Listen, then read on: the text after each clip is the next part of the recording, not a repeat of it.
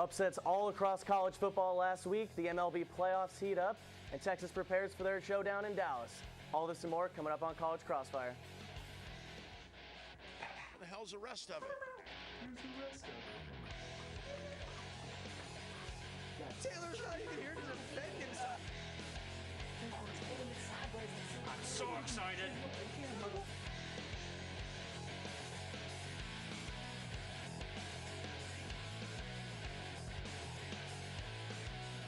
Good evening, and thanks for joining us for another episode of College Crossfire tonight.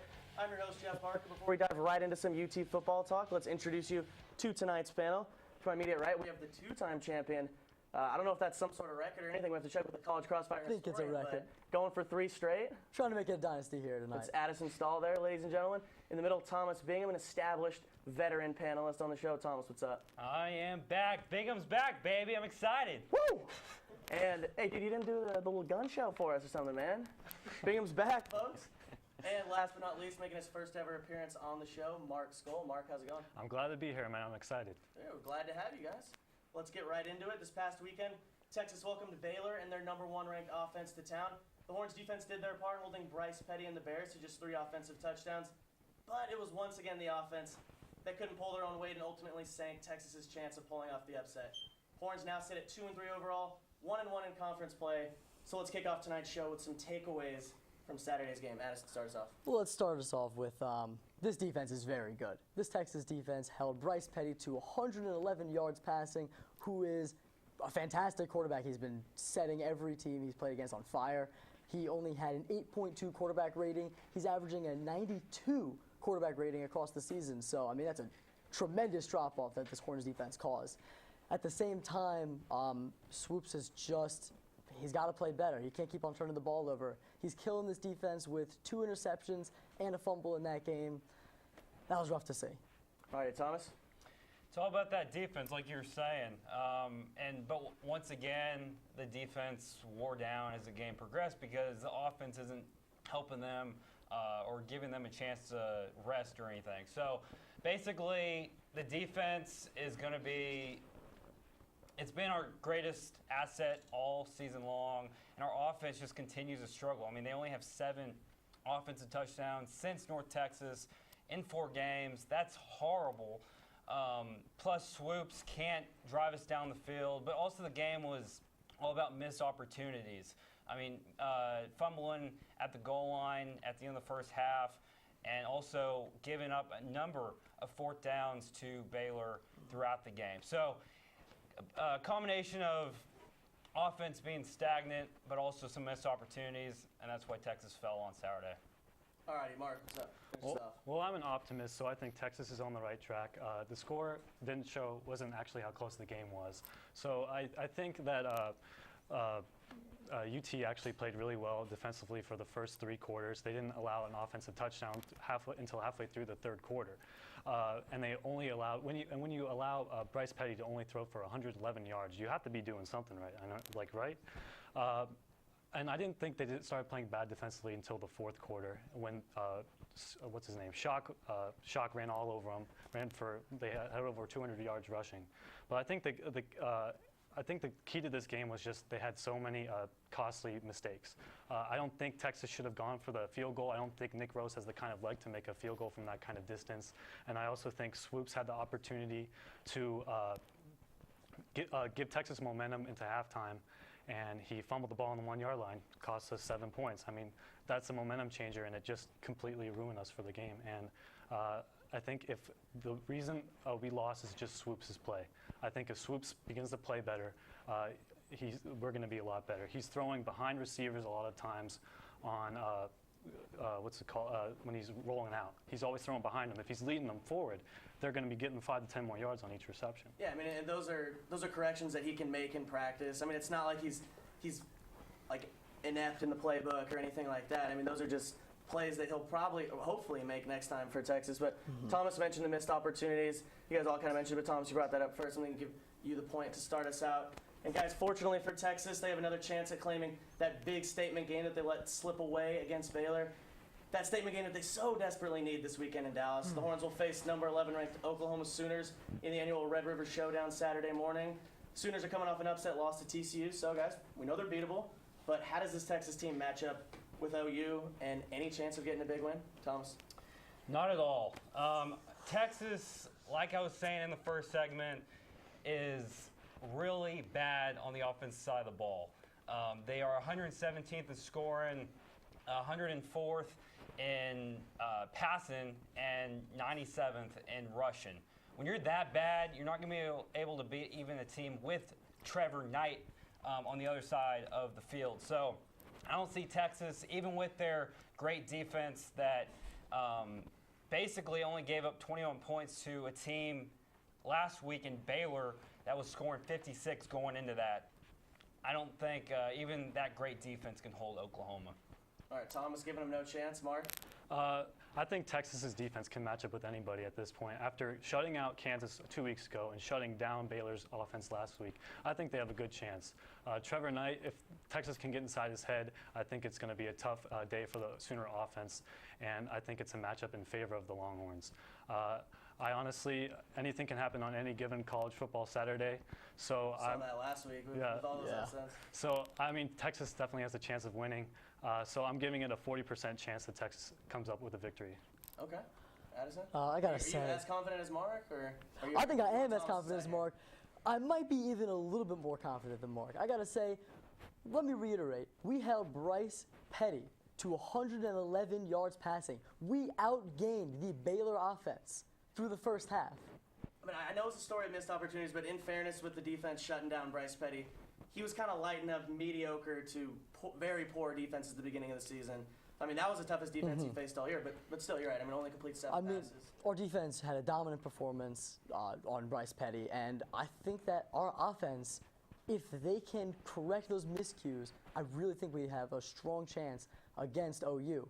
Also, let me remind everybody that Swoops' numbers are actually better than Knight's. He only has 5 touchdowns, which is the same as Swoops, but he has more interceptions by 2, and his completion percentage is only 54% compared to Swoops' 59.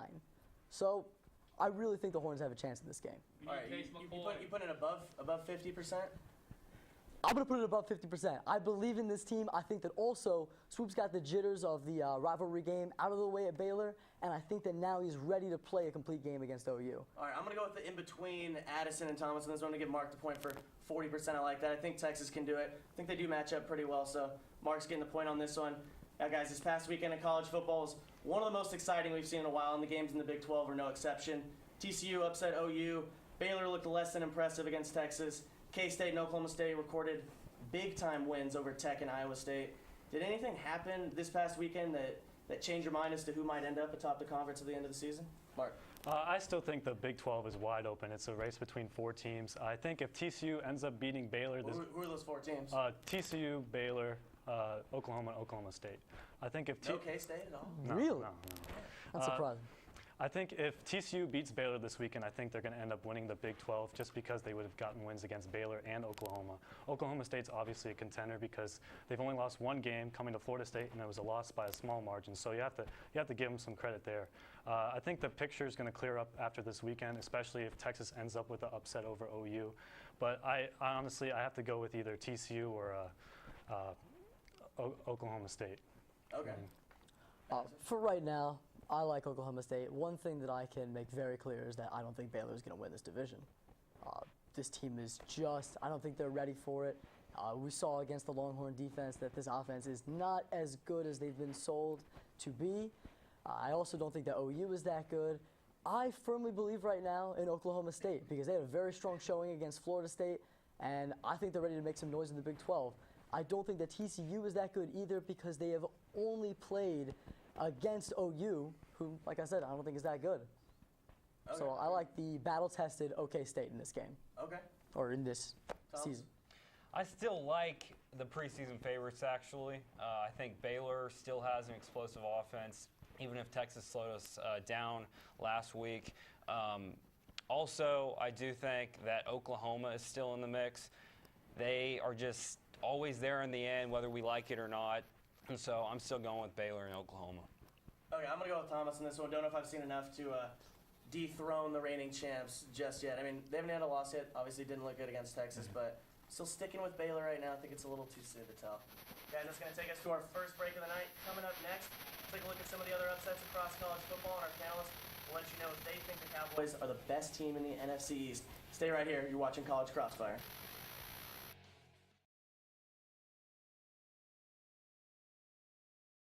Welcome back to College Crossfire. Addison, Thomas, Mark joining me on the show tonight, guys. Thank you for joining me. Appreciate you being here. Let's get a quick score update before we continue on. Addison, the reigning champ. Got that target on your back, man. Got a goose egg for the first round. You're killing me right now, man. You're killing me. I know you're going to come back. Just cracking the whip a little bit on you there. Appreciate Thomas, the returning veteran. First time on the show this semester. That got 2 points.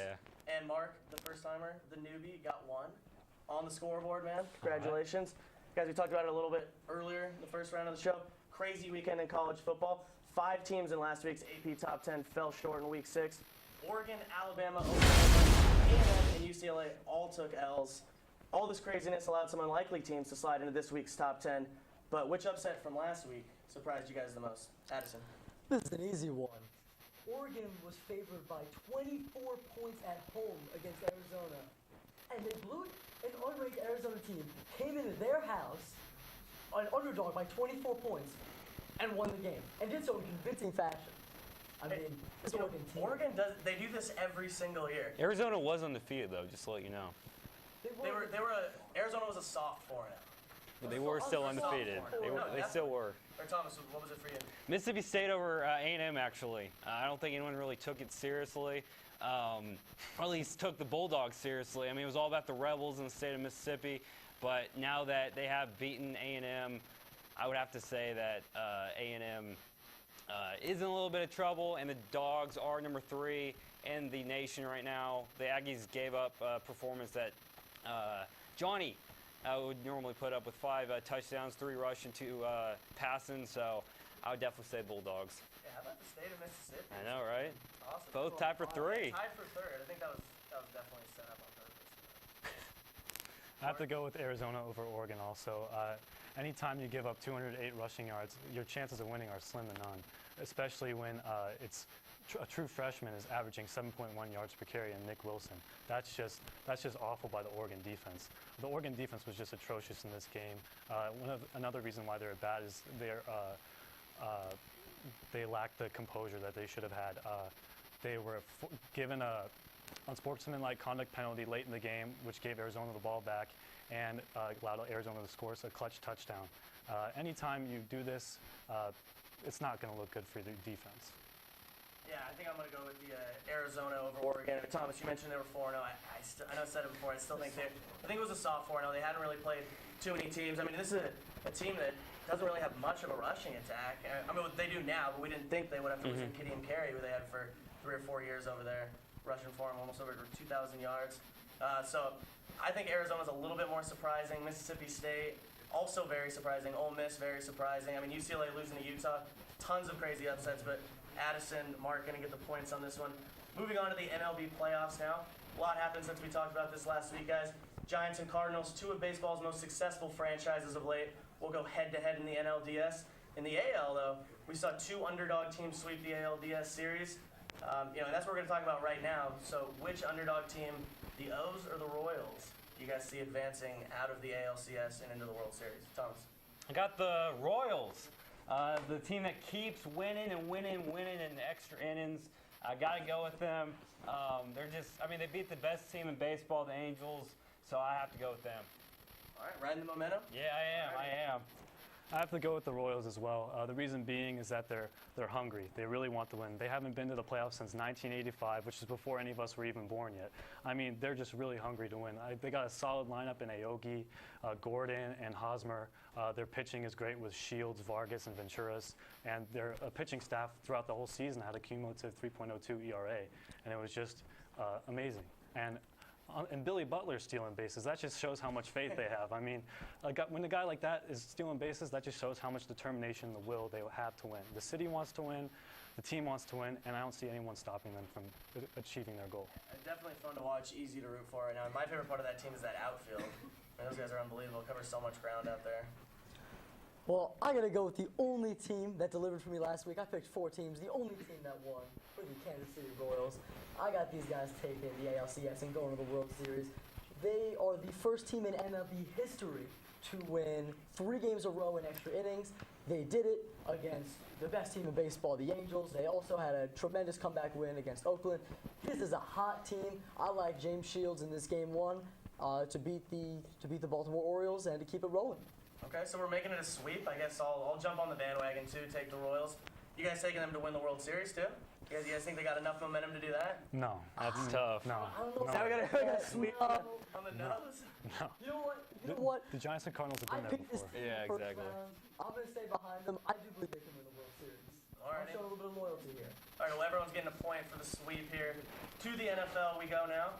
Before we go to break, guys, the NFC East has quietly become one of the best conferences in football through the first 5 weeks of the season. The Cowboys and Eagles sit tied atop first place with 4-1 records. Giants right behind with a 3-2 record. And with the Cowboys headed into Seattle, Giants and Eagles facing off this weekend. We'll know a lot more after these games play out on Sunday. But who do you guys have right now as the best team in that NFC East? Mark. I hate to say this, but I have to go with the Cowboys. Yeah, boy. I mean, Loving it. I can't take Philly because Foles and Shady haven't been playing up to par. Their defense is what's scoring all their points. I mean, the Eagles have Special teams. I mean, it's defense and back-to-back special team. weeks with a punt block return for a touchdown. Yeah, Eagles' offense has only scored 65% of their touchdowns, which is worse than the NFL. On the other hand, the Cowboys, they're 4-1. They've won 4 in a row. They could easily be 5-0 if they didn't put themselves in such a big hole against the 49ers. And the Saints, even though they're not the Saints of last year, they're still the Saints, and the Cowboys just destroyed them. I mean, and the whole reason why the Cowboys are doing so well is just because DeMarco Murray. He's joined himself in company with Jim Brown and O.J. Simpson, rushing for 100 yards in the first 5 games. And Rod Marinelli's doing a great job on the defensive side of the ball, even without Sean Lee. I think if Murray keeps doing what he's doing, Tony Romo doesn't turn the ball over, of course, and I think this is Dallas' division to lose. It seems like it took them long enough, though, to figure out that if you give the ball to DeMarco Murray, balance out the play calling a little bit, and might win some more games. Addison, what do you think? I can't believe this guy. I can't believe Can't this believe guy. he's going with the Cows? I cannot believe he's going with the Cowboys. First of all, this Saints team is not the Saints team of old. In fact, this Saints team is trash this year. They're not great. And besides the Saints team, they beat Buffalo. They had to come back against the Rams. Cowboys didn't play Buffalo. They didn't play Buffalo? Thought they played Buffalo. Anyway, they had to make a tremendous comeback. Oh, no, they didn't play Buffalo. They played the Texans. I'm sorry. Gotcha. They played There the you are. Texans, and they played the Rams. They had to have a massive comeback against the Rams, and they had to have a comeback as well against the Texans. This Cowboys team is not the best team in the division yet. I got to go with Philadelphia here, which I hate to say. I don't like Philadelphia. But they're the best team in the NFC East right now. They can score on defense. They can score on special teams. And they've got a high-power offense with Cobb. Okay, Thomas, who are you taking? I'm going with my boys. Cowboys, baby! And the main reason why is DeMarco freaking Murray. DeMarco Murray, 5 consecutive 100-yard rushing games. That defense, Doomsday reincarnated. Yeah, let's do it. This defense, 9 corners that they have shut out an opponent this season. Let's do it. No one believed in this team this year. This is our year, baby. Let's do it. Wow, well, how the could you not give points for that? Thomas is going to take the point right there. Mark, I know you said the Cowboys too, but I cannot not give him the solo point right there for that enthusiasm. I can't get mad at you for that. With that now, we're going to take our final break for the night, guys.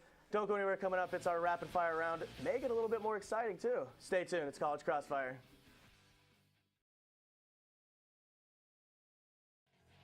Back here on College Crossfire, let's get a quick score update before we continue on with rapid fire. Crown a winner for the night. To my right, the reigning champ Addison with 2. Hey, but dude, we really know rapid fire Of course. is what gets it done, and you've been good in rapid fire so far. I've been all right. Alrighty. And Thomas Bingham, also well known as a very good rapid fire player as well. Thomas, you're in the lead with 4 after that unbelievable rant.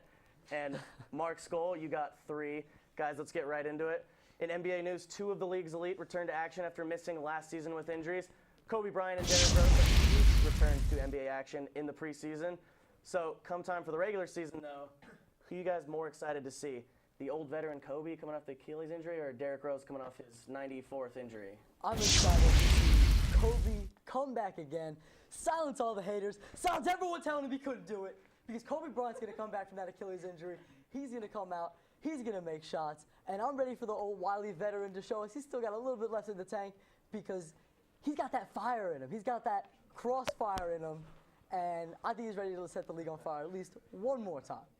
All right, you guys jumping on the Kobe bandwagon Yeah, too? I or can't you believe I'm saying it, but Kobe.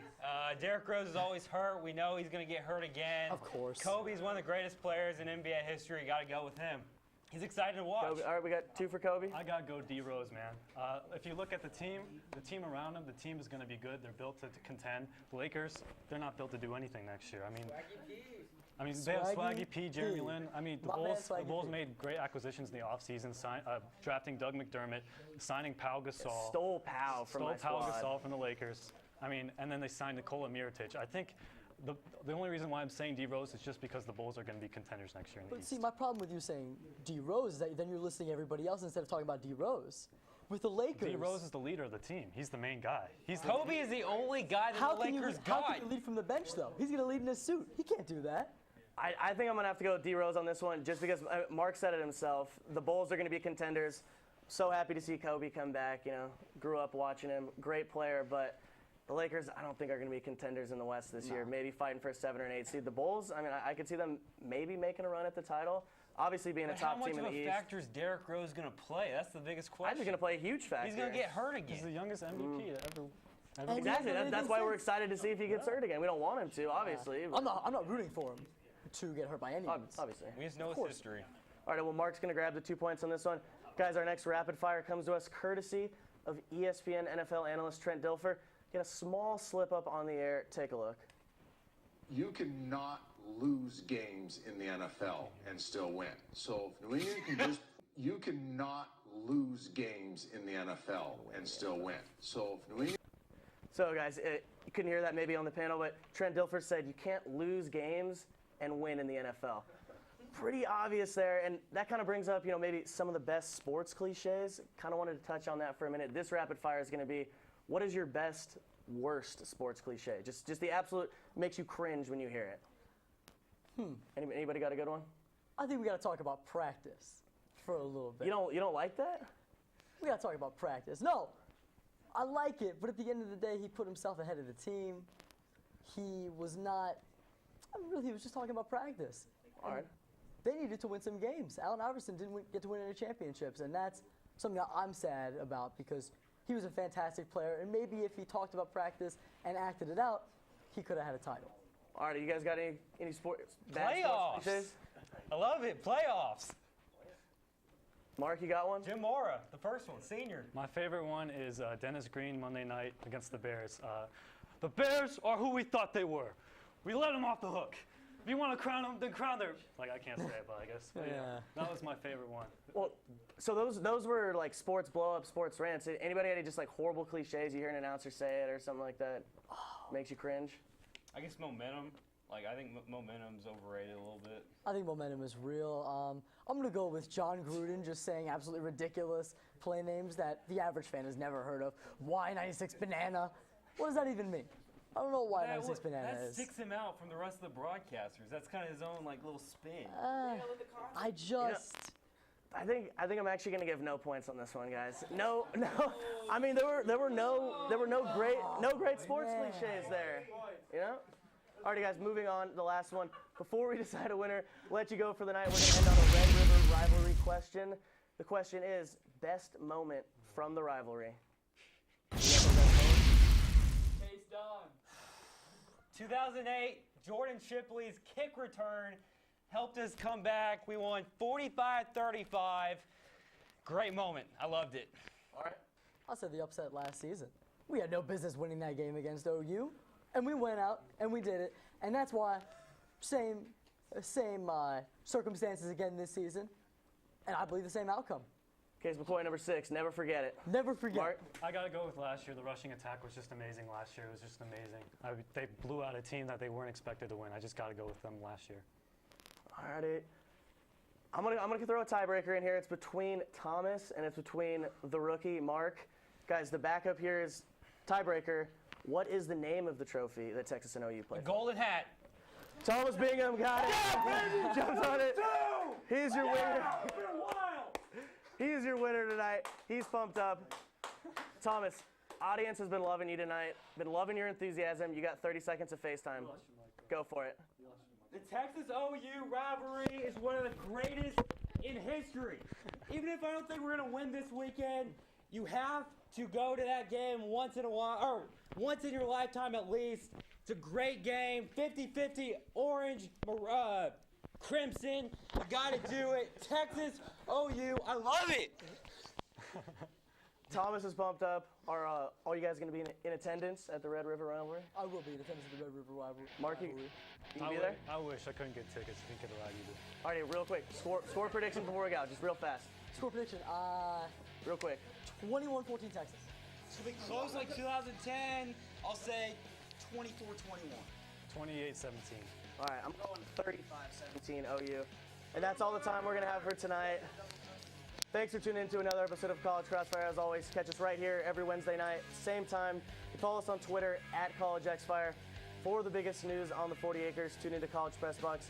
Monday nights at 9:30 p.m. for everyone in Master Control of the studio. A wonderful panel tonight. We'll see y'all next week.